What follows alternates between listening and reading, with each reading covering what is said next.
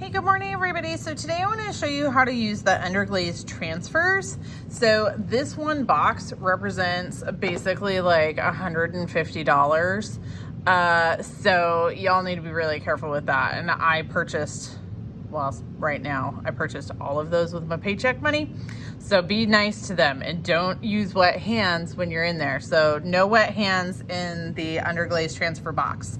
Now, when you first start doing your Underglaze Transfer, you can do it either on leather hard or wet clay, or you can do it on your bisqueware. Either way is fine, but you want to practice first.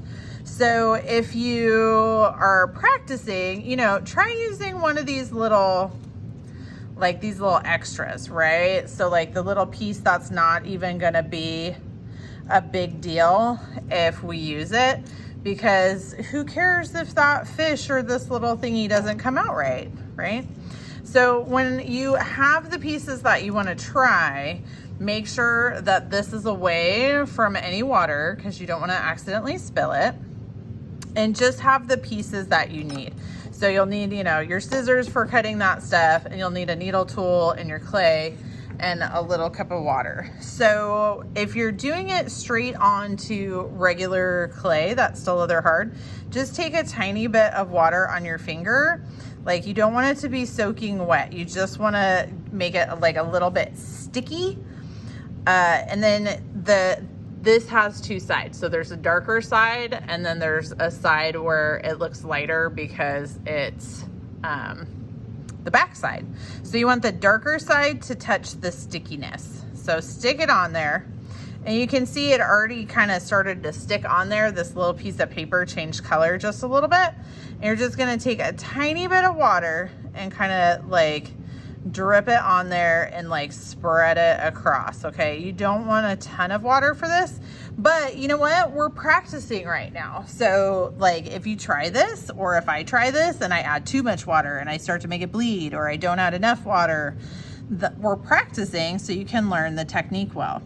So once you have that, you're going to use a needle tool and you're just going to peel off the little backing paper, and it will leave all the underglaze on there. Now, if you have like this spot got a little bit too much water, or if you have like some still left on here and you haven't taken it off yet, you can set it back down and just pat that one little area again.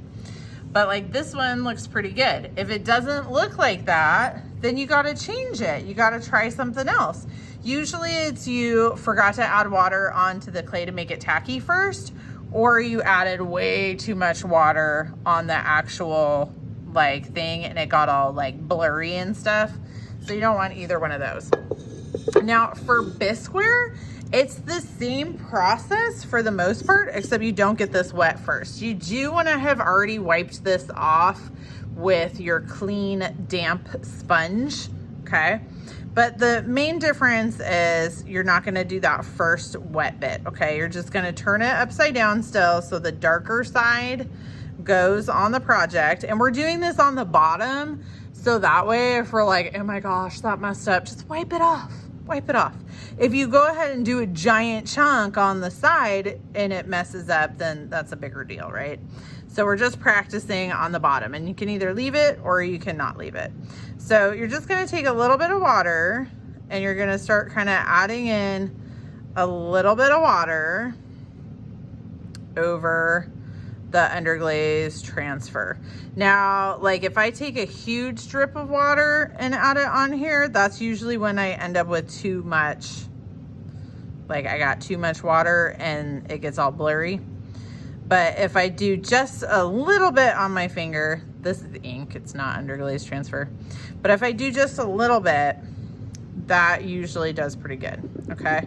So kind of look and see, like push it down pretty good.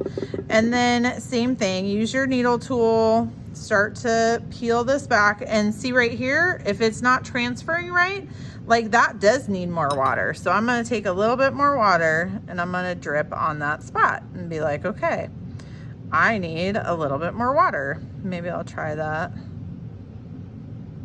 over there. Beep, beep, beep, beep, beep. So now I'm gonna check it again, and I'm gonna be like, okay, now that I've done that and I've pushed on it again, let's check. Okay, that looks way better, right?